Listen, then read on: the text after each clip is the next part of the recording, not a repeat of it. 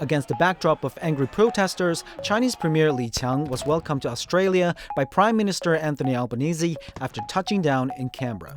There are quite a lot to unpack about Premier Li's visit to Australia so far, and here are three major takeaways that you may want to know. To many surprise, Premier Li has announced that China will unilaterally extend visa-free travel to Australians. Although details of this new policy is not yet clear, it'll likely be for visits of up to 15 days, mirroring unilateral visa-free treatment already extended to a short list of countries.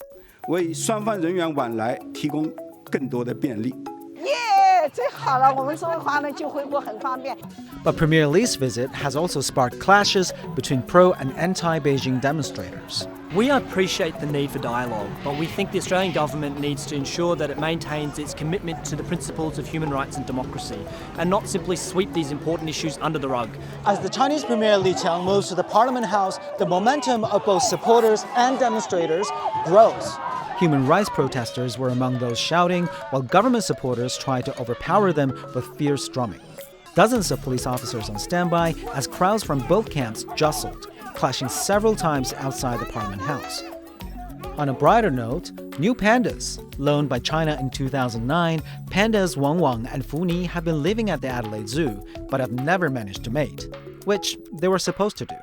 Li Qiang says now it's time for them to return home, and China will arrange for a new pair to be loaned to South Australia. South Australian Premier Peter Malinauskas welcomed Li Qiang's offer, saying the new pandas will be a continued representation of friendship with China.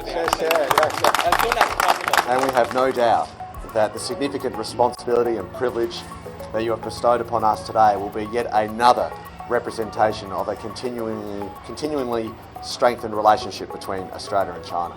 Despite all this, the two countries still have a few issues to sort out. Australian writer Yang Hengjun is still behind bars after receiving a suspended death sentence. The Australian government has been under pressure to push for his release. I've raised that. Thank you. Thanks very much. And China's unofficial ban on Australian lobsters remains, although the trade minister said that could be lifted soon. On the other hand, Australia is adopting a more cautious approach, balancing trade with China and its national security interests. Against this backdrop, Premier Li is next set to inspect a Chinese-owned lithium hydroxide plant in Western Australia, a mineral crucial for batteries for China's booming electric vehicle industry. Illham Issak, ABC News, Canberra.